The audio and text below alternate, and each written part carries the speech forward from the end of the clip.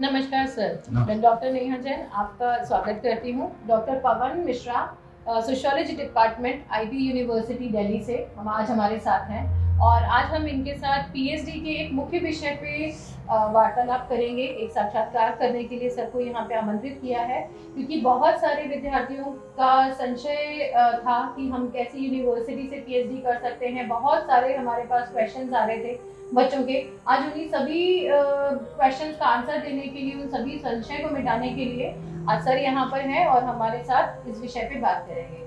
Sir please आप अपने बारे में थोड़ा सा बताइए।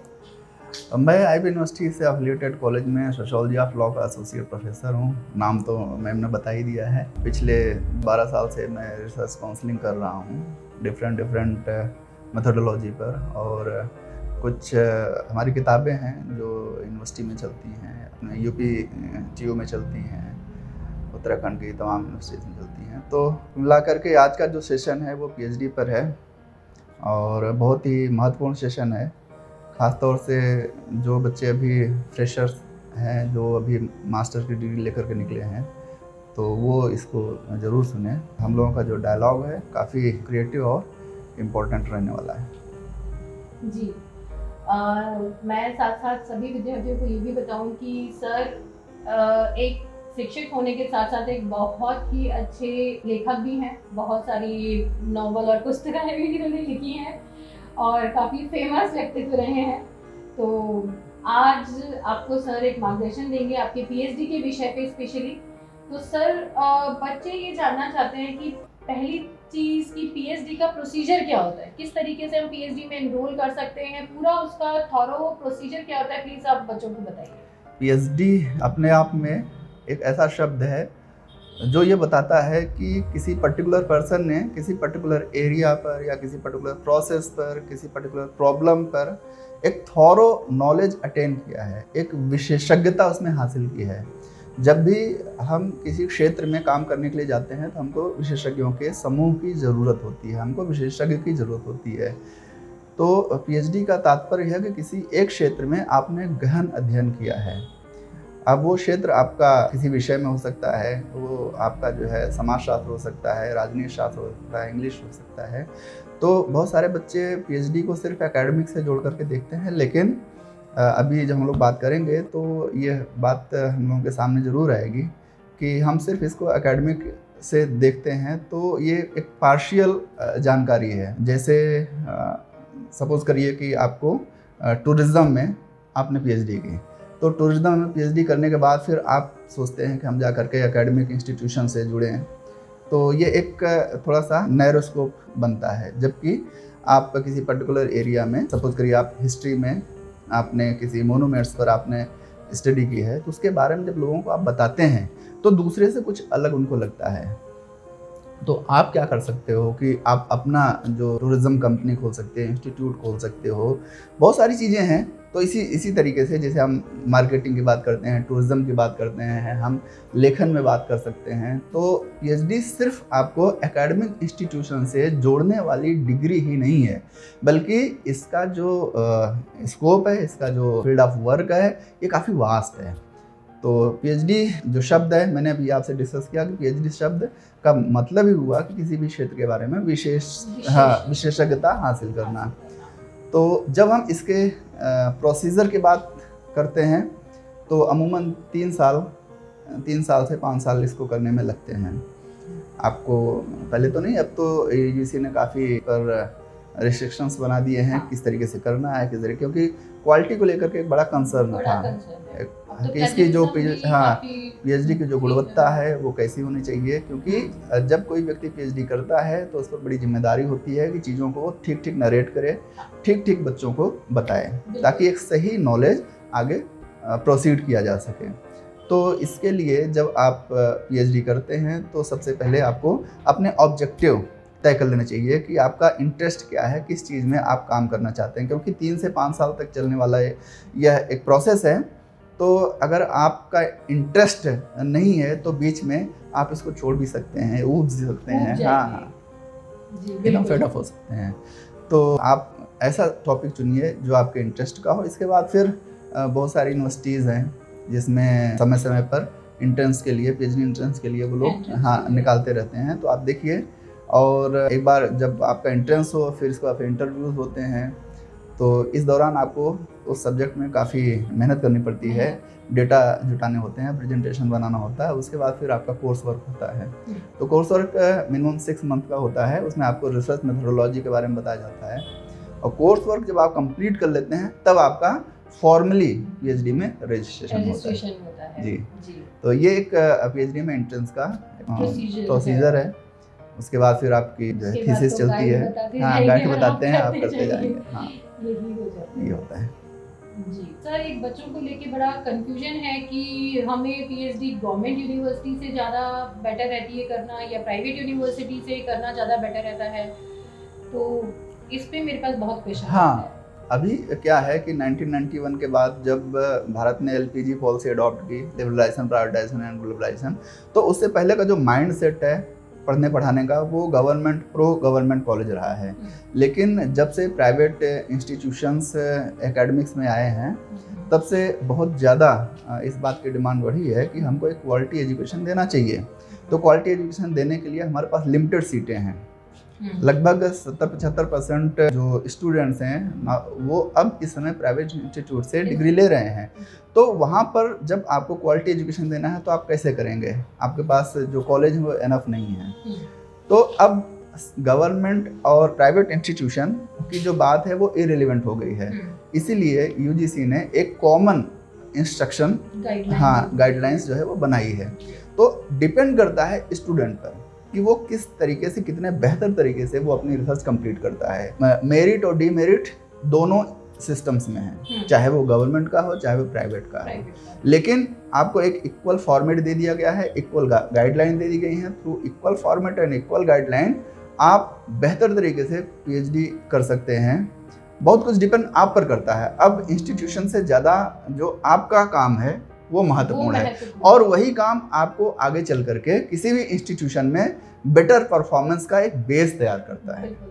तो ये कोई भी अगर स्टूडेंट ये सोचे कि हमने गवर्नमेंट से किया है या प्राइवेट से किया है तो उसका कोई वैल्यू एडेड हमको बेनिफिट मिलेगा, तो ऐसा मिलने वाला नहीं है। आपने वहाँ पर क्या अचीव किया है, क्या आपने स्पेशल नॉलेज वहाँ पर अटेंड किया है, ये महत्वपूर्ण है। मेन तो सर बच्चों को डिग्री लेने के बाद अपने इंटरव्यूज खुद ही फेस करने होते हैं। फेस करने होते हैं। कहीं से एक फेक डिग्री या कुछ भी परचेज करके किसी ऐसे विश्वविद्यालय से या किसी भी यूनिवर्सिटी से अगर ले लेंगे तो वही बात में उन चीज़ों के ऊपर आंसर दे नहीं पाएंगे, अपनी चीज़ें फेस नहीं कर पाएंगे, तो उन्हें अब मैंने कहा ना कि जैसे कि मेरिट और डीमेरिट दोनों जगह है। आप इंटीरियर उसमें चले जाइए कॉलेज वगैरह में, अगर हम सेंट्रल यूनिवर्सिटी को छोड़ दें तो अभी भी जो गवर्नमेंट कॉलेज की जो रिसर्च प्रोसेस है उसमें भी हम बहुत ज़्यादा क्वालिटी नहीं देख सकते हैं। उसमें भी मतलब एक ट्रेडिशनल वे में वो पीएचडी कराते चले जाते हैं, एक तरीके से उनके पास डिग्री आती है, और बाकी जो किस मेथोडोलॉजी से उन्होंने काम किया है, सैम्पलिंग क्या है, ऑब्जेक्टिव क्या है, पर्पस क्या है, फाइंडिंग्स क्या हैं, या उसके जो हम टेस्ट वगैरह, तो उससे वो, मैंने ये पर्सनली देखा है कि उससे वो बहुत ज़्यादा अवेयर नहीं रहते हैं। तो डिपेंड करता है कि आप जो स्टूडेंट हैं उसने कितना काम बेहतर तरीके से किया है। जी जी जी, क्योंकि गाइड भी उन्हीं बच्चों में इंटरेस्ट लेंगे जो उसमें इंटरेस्ट ले रहा होगा। हाँ। जो ऐसे ही चलेंगे तो फिर मेरे ख्याल से चाहे सरकारी यूनिवर्सिटी हो या नहीं, वो सरकारी और प्राइवेट, क्योंकि इक्वल हमारा फॉर्मेट है। बिल्कुल, जो यूजीसी का फॉर्मेट और गाइडलाइन है वो इक्वल है सभी के लिए, चाहे प्राइवेट यूनिवर्सिटी हो चाहे गवर्नमेंट यूनिवर्सिटी, दोनों को वही गाइडलाइंस फॉलो करते हुए। भाई दोनों में आपको एंट्रेंस देना है, दोनों में आपको इंटरव्यू देना है, दोनों में आपको कोर्स वर्क करना है, तो फिर फर्क क्या है? तो हम किसी भी प्राइवेट यूनिवर्सिटी की मान्यता को किस तरीके से परख सकते हैं? प्राइवेट यूनिवर्सिटी की मान्यता एक तो उसका अफिलिएशन, कितने साल कहाँ पर कब हुई है, और एक महत्वपूर्ण बात यह है कि जब यूनिवर्सिटी पीएचडी करा रही है तो कितने दीक्षांत समारोह उसने कराए हैं। दीक्षांत समारोह, तो उससे क्या होता है कि जो पीएचडी का बैच निकलता है वो एक ऑथेंटिक बैच होता है। तो हाँ, हालांकि जो है यूजीसी ने तमाम ऐसे यूनिवर्सिटीज़ की लिस्ट निकाली है जो फेक हैं, प्रॉक्सी हैं, लेकिन फिर भी कुछ बच्चे जो है फंस जाते हैं। तो किसी भी यूनिवर्सिटी में एडमिशन लेने से पहले उसका जो कॉन्वोकेशन बैच है वो हमको देखना चाहिए, कितने दीक्षांत बैच वहाँ से निकल चुके हैं। और साथ साथ में उनके एफिलिएशन और यूजीसी की साइट पे भी बच्चों को ये चेक करना चाहिए कि जिस यूनिवर्सिटी को आप लोग अप्रोच कर रहे हैं क्या वो प्रॉक्सी यूनिवर्सिटीज़ में आ रही है, फेक यूनिवर्सिटीज़ में आ रही है या एफिलिएटेड में आ रही है। ये सारी चीज़ें आप ही लोगों को चेक करनी पड़ेगी, क्योंकि ऐसा नहीं है कि किसी गवर्नमेंट यूनिवर्सिटी के ऊपर कभी क्वेश्चन नहीं उठे। वो लोग भी कई बार डिग्रीज के साथ इतनी गड़बड़ी कर जाते हैं कि वहाँ पे भी क्वेश्चन उठ जाते हैं। और उसमें एक चीज़ और है कि जब अगर आप पीएचडी करने जा रहे हैं तो जो आपके सीनियर हैं, जो पीएचडी कर चुके हैं, जो आपके टीचर्स हैं, तो उनसे भी आप एक बार कंसल्ट जरूर करें। जी बिल्कुल। अब सर ये तो चलिए हमारी ये बात रहेगी क्या इन दोनों की डिग्रीज में मान्यता बराबर होती है नहीं होती है, वो तो आप कह रहे हैं कि आजकल ऐसा कुछ नहीं रहा, जो गाइडलाइंस फॉलो कर रहे हैं वही रहेगा। अब कुछ बच्चे ये जानना चाहते हैं कि अगर हमने गवर्नमेंट यूनिवर्सिटी से पीएचडी करी है और हमने प्राइवेट यूनिवर्सिटी से पीएचडी करी है, तो जिन्होंने सरकारी यूनिवर्सिटी से, गवर्नमेंट यूनिवर्सिटी से पीएचडी होल्डर्स हैं, क्या उनकी डिग्री को ज़्यादा वैल्यू दी जाती है प्राइवेट यूनिवर्सिटी वालों के कंपैरेटिव? ये टोटली मतलब अगर कोई वैल्यू देता है तो ये अनएथिकल बात है, पहली बात। दूसरी बात, वैल्यू देना यहाँ पर पर्सनल है। सपोज़ करिए कि गवर्नमेंट जो कॉलेज हैं या यूनिवर्सिटीज़ हैं वहाँ के एक्सपर्ट्स कहीं पर जाते हैं तो हो सकता है वो अपने बच्चों का फेवर करें, लेकिन फेवर रिक्रूटमेंट तक फेवर कर सकते हैं, लेकिन उस बच्चे को जहाँ पर काम करना है वहाँ पर उसकी अपनी स्किल ही काम आएगी। तो ये मैं समझता हूँ कि ये जो सवाल है बहुत ज़्यादा उस पर हम न जाएं। हमको सिर्फ फोकस इस बात पर करना है कि मैं बार बार कर रहा हूँ कितना बेटर अपने आप को हम कर सकते हैं। हम अपनी क्वालिटी से आगे बढ़ते हैं, डिग्रीज का नहीं फर्क पड़ता, क्योंकि बहुत लोग तो एडू से भी करते हैं पीएचडी और वो ओपन यूनिवर्सिटी उनकी भी जब देखा तमाम ओपन यूनिवर्सिटी से पीएचडी करते हैं वो, लेकिन फर्क इस बात पर पड़ता है कि आपने जो रिसर्च पेपर लिखा है, आपने जो सेमिनार अटेंड किए हैं वो कितने ऑथेंटिक हैं। अगर आपको 2 अच्छे रिसर्च पेपर लिखने आ गए तो आप समझिए कि आपने आधा काम कर लिया। बिल्कुल, क्योंकि रिसर्च पेपर एक आपका एक यूनिट होता है, आपकी थीसिस का एक यूनिट होता है। तो आपको चाहिए कि आप रिसर्च पेपर लिखना सीखें, आप सेमिनार अटेंड करना सीखें, कॉन्फ्रेंस अटेंड करें, जो रिलेवेंट मैटर है उसको देखें। तो मेरे ख्याल से अगर आपको इतनी इन्फॉर्मेशन है तो आप कहीं पर भी सस्टेन कर सकते हैं विदाउट कंसिडरिंग दैट कि I belong to government institution और प्राइवेट इंस्टीट्यूशन। सर हमारा नेक्स्ट क्वेश्चन मेरा ये है कि रिसर्च करते समय बच्चों को कौन सी छोटी छोटी बातों का ध्यान रखना चाहिए? देखिए, रिसर्च करते समय जो बच्चे ने ऑब्जेक्टिव तय किए हैं उसका रिसर्च उसके इर्द गिर्द घूमना चाहिए। उसको लगातार उन बातों पर फोकस करना है, वैसे ही रिसर्च पेपर उसको बनाने हैं, वैसे उसको सेमिनार अटेंड करने हैं, वैसे उसको कॉन्फ्रेंस अटेंड करने हैं जो उसने ऑब्जेक्टिव बनाए हैं। दूसरी चीज़ है कि उसका जो डेटा कलेक्शन है वो ऑथेंटिक होना चाहिए। डेटा कलेक्शन ऑथेंटिक, हाँ, डेटा कलेक्शन ऑथेंटिक होना चाहिए। और जो बाद में प्लेगरिज्म की समस्या आती है वो यहीं से आती है। अच्छा। हाँ, कि वो डेटा कलेक्ट करते हुए जब वो लिखता है तो उसमें काफ़ी वेरिएशन हमको देखने को मिलते हैं, कहीं का डेटा कहीं लग गया। हाँ। तो इसमें उसको समस्या आती है। और एक बार मान लो पीएचडी किसी तरीके से हो भी गई तो अगर उस पीएचडी को लेकर के वो कहीं पर जाता है किसी इंस्टीट्यूट में, तो ये बात अगर पता चल गई तो फिर उसके लिए ठीक नहीं रहता है। हाँ, तो ये जो डेटा कलेक्शन है ये 2 तरीके का है, एक तो हम प्राइमरी और दूसरा जो सेकेंडरी। तो कोशिश ये करनी चाहिए कि प्राइमरी डेटा मैक्सिमम हो हमारे पास, क्योंकि प्राइमरी डेटा ही आपके रिसर्च को फंडामेंटल रिसर्च बनाता है। जो मौलिकता होती है शोध की वो प्राइमरी डेटा से ही तय होता है, क्योंकि सेकेंडरी डेटा तो यूज डेटा है, किसी ने किया है आपने उसको ले लिया है। तो प्राइमरी डेटा जितना यूज़ करेंगे उतना ही आपके सब्जेक्ट में, आपकी थीसिस में जो प्लेगरिज्म की प्रॉब्लम है उतनी ही कम आएगी।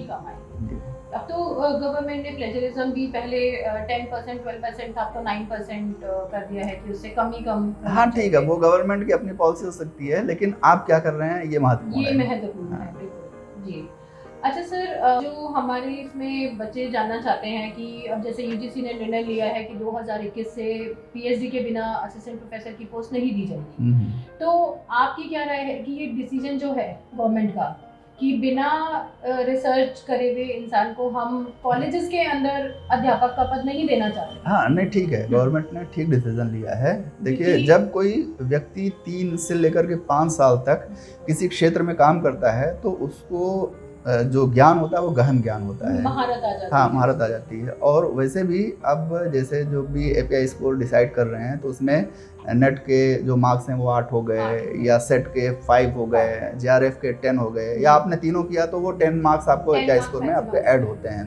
पीएचडी के 25 हैं, पीएचडी के 25 है। ठीक है, पीएचडी और एमफिल कर लिया तो उसके 35 हो गए। 35। तो कहीं न कहीं ज़्यादा आपको वेटेज पीएचडी का मिलेगा। तो इसलिए जो भी मास्टर डिग्री करे तो उसका फोकस नेट तो ठीक है, नेट तो आपने मास्टर किया है तो वही सिलेबस है, वही सारी चीज़ें हैं, आपका एक बार क्लियर हो सकता है। आपको पीएचडी पर फोकस करना होता है। जी सर, रिसर्च पेपर्स के भी इसमें अलग से मार्क्स, हाँ, रिसर्च पेपर के अलग अलग नंबर दिए जाते हैं, 3-3 नंबर हैं उसके। काउंट किए जाते जी। हैं। तो वो भी अगर हम देखें तो नेट के हिसाब से तो एक रिसर्च पेपर भी हाँ, तो काफी वैल्यू जो नेट की वैल्यू है वो आप अलग अलग चीज़ों से उसको कोप अप कर सकते हैं। एक तरीके से कॉम्पिटिटिव एग्जाम की तरह हाँ, इसको लिया जाए, हाँ, लेकिन डिग्री हमें हाँ, पीएचडी की ही बिल्कुल बिल्कुल समझनी बिल्कुल। चाहिए। जी, तो सर भविष्य में बच्चों को ध्यान देने लायक अब क्या बातें हैं, क्योंकि बच्चे जो हैं वो नेट की भी तैयारी करते हैं, साथ में पीएचडी एंट्रेंसेस की भी तैयारी करते हैं, तो उनके लिए आप जो सजेस्ट करना चाहें कि वे भविष्य में बच्चों को किस तरीके से अपनी चीज़ें करनी चाहिए, अपना भविष्य या अपने आप को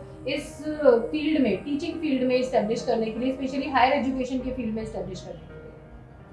मैं फिर से एक बात कर रहा हूँ जो मैंने शुरुआत में कही है कि जब कोई व्यक्ति पीएचडी करता है तो वो कई क्षेत्रों में काम कर सकता है, लेकिन अगर आपने सिर्फ नेट किया है तो आपके लिए सिर्फ एकेडमिक ही ऑप्शन बचता है। अब तो वो भी गवर्नमेंट ने हायर एजुकेशन, हाँ नहीं, अभी भी लेक्चरशिप के लिए जो हाँ न्यूनतम क्वालिफिकेशन है, हाँ तो वो जो है। और फिर नेट आपको अगर आपने क्वालिफाई कर लिया है तो आपको पीएचडी एंट्रेंस से भी जो है एग्जाम्प्ट कर दिया जाता है, कई यूनिवर्सिटीज़ कर देती हैं। तो ऐसा नहीं है कि उसकी रिलेवेंसी नहीं है। हाँ ये है कि आप नेट की तैयारी करते हैं और एग्ज़ाम देते हैं तो एक जो कॉम्पिटिटिव एग्ज़ाम के बाद जो आपका कॉन्फिडेंस है वो जो है वो हाँ वो अलग आ जाता है, बढ़ जाता है, और फिर आपको कुछ मार्क्स भी मिल जाते हैं। हाँ, एपीआई के हिसाब से भी हमें मार्क्स मिल जाते हैं अपनी क्वालिफिकेशन इंप्रूव करने के लिए, और जेआरएफ के थ्रू आपको स्टाइपेंड वगैरह भी मिल जाता है। हाँ, वो काफी भी मिल जाता यूनिवर्सिटी है। नेट के कैंडिडेट्स को भी स्टाइपेंड हाँ। देती हैं, डीयू वगैरह भी देती हैं, लेकिन हाँ वो जेआरएफ जो गवर्नमेंट से रिलीज होता है उससे काफी कम, उससे काफी कम है ना। होता है। जी। तो स्टूडेंट्स, होपफुली आप लोगों के सारे क्वेश्चंस के जवाब आपको मिल गए होंगे इस वीडियो में। सर के साथ हम जितनी भी चीज़ें कर रहे हैं, इसके अलावा भी अगर आपके दिमाग में कोई भी क्वेश्चन आता है तो आप नीचे जो भी आपको कॉन्टैक्ट डिटेल्स मिल रही हैं, आप प्लीज़ उस पर कॉन्टैक्ट करके या हमें यहाँ पे भी कमेंट करके बता सकते हैं। आपके दिमाग में जो भी संशय है, जो भी क्वेश्चन हैं, आप हमें प्लीज़ बताइए और हम उसको समाधान करेंगे। Thank you sir.